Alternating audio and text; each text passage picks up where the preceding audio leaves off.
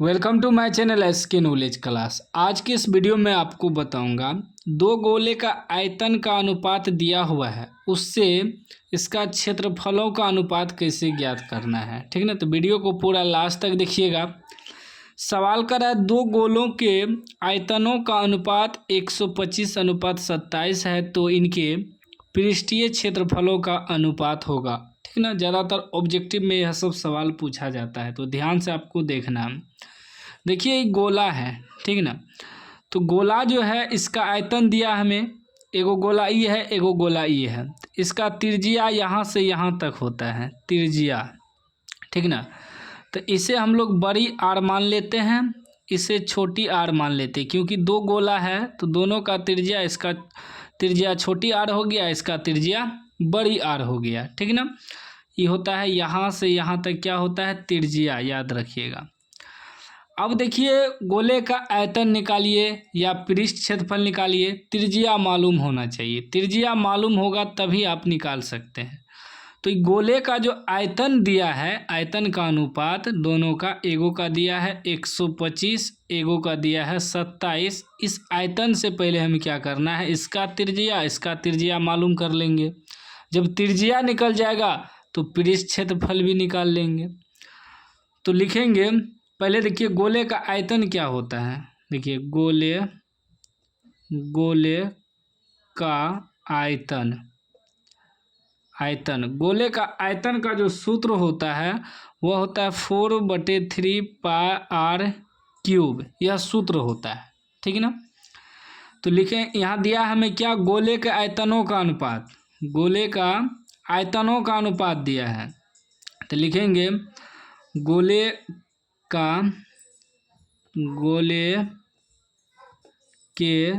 आयतनों का अनुपात।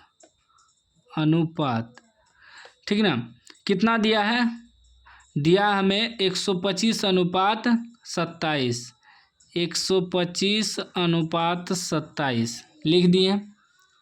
अब गोले के आयतनों का अनुपात का जो सूत्र है उसको भी अनुपात में रखना है ना, तभी तो इसका जो है आयतन का अनुपात रखेंगे।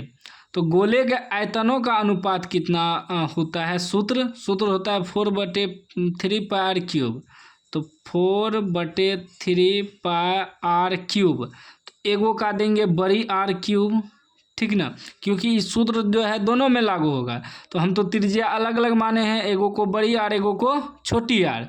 तो क्या करेंगे, 4/3 बड़ी आर क्यूब करेंगे। आयतन का मतलब क्या होता है, बटे में क्या करेंगे, फिर वही 4/3 पाई आर क्यूब। आर अब की बार छोटी आर देंगे, छोटी आर का क्यूब। ठीक ना, क्योंकि दो गोले हैं ना। अनुपात का मतलब बटे होता है, तो कितना दिया है 125:27, यानी कि 125/27, यानी कि ई गोले का आयतन ई हो गया और ई गोले का आयतन ई हो गया 27। ठीक ना, अब देखिए 4/3 पाई कट जाएगा, बराबर ऊपर नीचा कट जाएगा, बचा क्या हमें, बड़ी आर का क्यूब बटे छोटी आर का क्यूब बराबर 125/27। अब एक चीज़ ध्यान दीजिएगा, यहाँ से क्यूब हटाएंगे तो इस पर घनमूल हो जाएगा, यहाँ से क्यूब हटाएंगे तो इस पर घनमूल हो जाएगा। या डायरेक्ट लिख दीजिए, जैसे कि बड़ी आर का क्यूब बटे छोटी आर का क्यूब बराबर 25 को हम क्या लिख सकते हैं, देखिए 5 गुना 5 लिख सकते हैं, 25 पंचे 125, 125 हो जाएगा। 27 को लिख सकते हैं 3 तिया 9 तिया 27, यानी कि इसे लिख सकते हैं 1 2 3, 5 का पावर 3 लिख सकते हैं, बटे 1 2 3, 3 का पावर 3 लिख सकते हैं। अब ई पावर इससे कट जाएगा, ई पावर 3 इससे कट जाएगा, तो क्या बचा, आर बटे छोटी आर बराबर 5/3, यानी कि अब जो है आपका त्रिज्या का अनुपात निकल गया। कितना निकल गया, त्रिज्या का अनुपात जो है बड़ी आर अनुपात छोटी आर निकल गया 5/3। अब जब हमें त्रिज्या मालूम हो गया तो निकालना क्या है, पृष्ठ क्षेत्रफलों का अनुपात। गोले का पृष्ठीय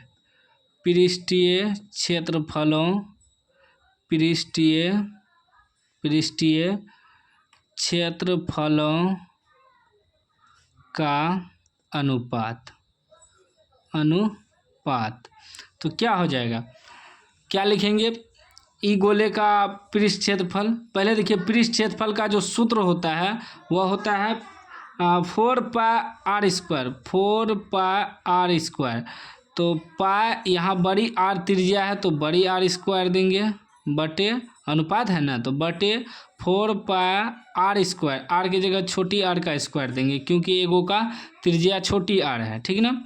अब देखिए 4π कट गया, क्या बचा, बड़ी आर का स्क्वायर बटे छोटी आर का स्क्वायर। बड़ी आर कितना है आपका 5 और 3, यानी कि 5 का स्क्वायर बटे 3 का स्क्वायर। क्या निकल जाएगा, 5 का स्क्वायर यानी कि 25, 3 का स्क्वायर 3 तिया 9, यानी कि 25:9 आपका जो है आंसर निकल गया, ठीक ना। जो कि ऑप्शन कहाँ पर है, बी में है 25:9। तो इस तरह का सवाल आपको इसी प्रकार बनाना है। अगर आयतन का अनुपात पहले दिया है तो पहले त्रिज्या का अनुपात निकाल लेंगे, त्रिज्या से हम लोग क्षेत्रफल का अनुपात निकाल लेंगे, ठीक ना। चलिए, उम्मीद है वीडियो पसंद आया होगा। पसंद आया है तो लाइक कर दीजिए, चैनल को सब्सक्राइब कर दीजिए।